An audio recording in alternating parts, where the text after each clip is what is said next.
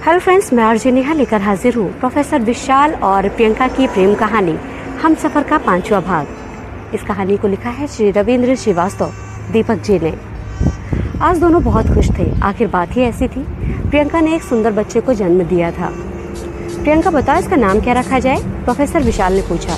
मैं क्या बताऊँ, आप ही सोचिए ना, इतना तो कर ही सकते हैं, प्रियंका ने कहा। ठीक है, इसने हमारी ज़िंदगी को खुशियों से भर दिया है, इसने हमारी ज़िंदगी को प्रकाशित किया है, इसलिए आज से इसका नाम प्रकाश होगा। प्रियंका ने भी इस नाम के लिए हामी भर दी। जल्द ही डिस्चार्ज होकर प्रियंका घर आ गई। कमला, मैडम का पूरा ख्याल रखना, इन्हें किसी भी चीज़ की दिक्कत नहीं होनी चाहिए। तुम अब यहीं रहना और किसी भी चीज़ की ज़रूरत पड़े तो तुम तुरंत देना, ठीक है? नौकरानी को समझाते हुए प्रोफेसर विशाल ने कहा।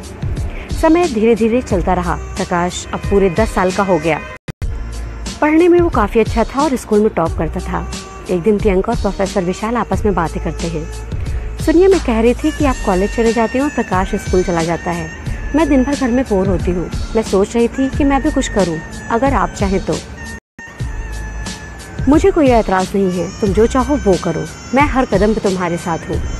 जल्दी प्रियंका ने कॉलेज ज्वाइन कर लिया और सीनियर क्लास में पढ़ाना शुरू कर दिया। प्रियंका को भगवान का दिया सब कुछ था। जिंदगी काफ़ी हंसी खुशी से बीत रही थी, मगर हमेशा खुशियाँ ही नहीं देता। इसके दामन में गम भी होते हैं, जो शायद अब इस हंसते खेलते परिवार पर बिजली बनकर गिरने वाले थे। एक दिन स्कूल से आने के बाद प्रकाश बेहोश होकर गिर पड़ा। कमला ने देखा तो घबरा गई। उसने तुरंत प्रियंका को कॉल किया। हेलो मैडम, आप जल्दी घर आ जाइए, प्रकाश बेहोश होकर गिर गए हैं। अचानक स्कूल से आते ही चक्कर खाकर गिर पड़े। इतना सुनते ही प्रियंका ने सारी क्लासेस ड्रॉप करके सीधे घर पहुंच गई। थोड़ी देर में प्रोफेसर विशाल भी घर आ गए। बेटा प्रकाश, कैसे हुआ ये? तुम्हें कहीं चोट तो नहीं लगी? प्रियंका ने पूछा। माँ, अचानक चक्कर आया और मैं गिर गया, मुझे तो पता भी नहीं चला मैं यहाँ कैसे आया, प्रकाश ने कहा। डॉक्टर ने प्रकाश का हेल्थ चेकअप किया, लेकिन जब प्रकाश की टेस्टिंग रिपोर्ट्स आई तो चौंकाने वाली थी।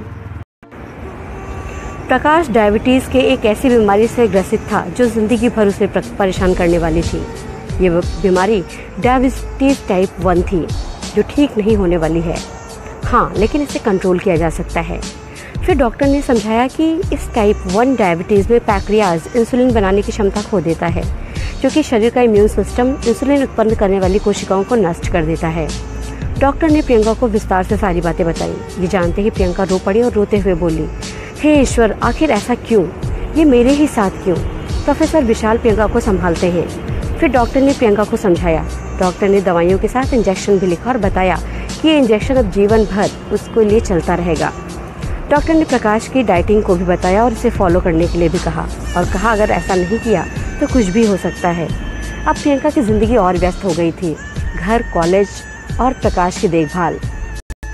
उसने अब ये मान लिया था ये बीमारी प्रकाश की ज़िंदगी का एक अहम हिस्सा है और उसे इसके साथ जीना पड़ेगा।